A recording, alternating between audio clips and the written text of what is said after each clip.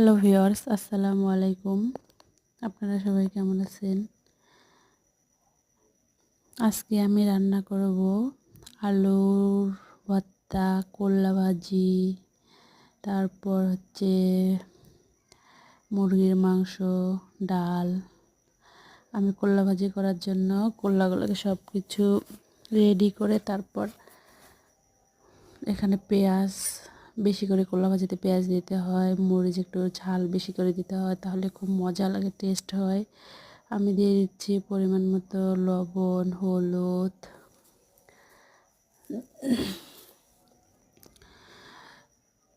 আর তেলটা একটু বেশি করে দিতে হয়, কারণ তেলটা বেশি করে দিলে খেতে খুব মজা লাগে। তেলের পরিমাণটা আমি একটু বেশি করে দিব এখানে।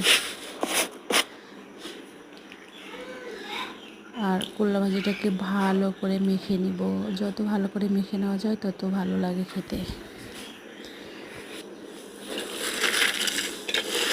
এটাকে খুব ভালো করে একবারে মেখে নিব, তাহলে খুব মজা লাগবে খেতে। আপনারা কে কীভাবে রান্না করেন জানি না, কিন্তু আমাদের এখানে করলা আমরা ভাজি করি। করলা অনেক জায়গায় দেখছি শুধু করলা দিয়ে পেঁয়াজ ভাজি করে, আবার অনেক জায়গায় দেখছি যে মাছ দিয়ে ঝোল করে, মুরগির মাংস দিয়ে রান্না করে, কিন্তু আমরা ওইভাবে খাই না। আপনারা যদি এইভাবে না খেয়ে থাকেন তাহলে এভাবে খেতে পারেন। আর আমি এখানে পরিমাণ মতো পানি দিয়ে দিচ্ছি। পানি দেওয়ার পরে এখানে আমি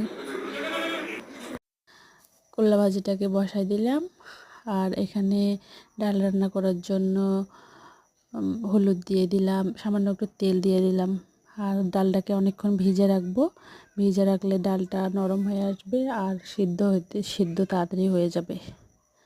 করলা ভাজিতে শুটকি দিয়ে খেতে অনেক ভালো লাগে। করলা ভাজিতে আমি শুটকি দিয়ে দেবো। শুটকিটা প্রথমে আগে ভেজে নেব খুব ভালো করে।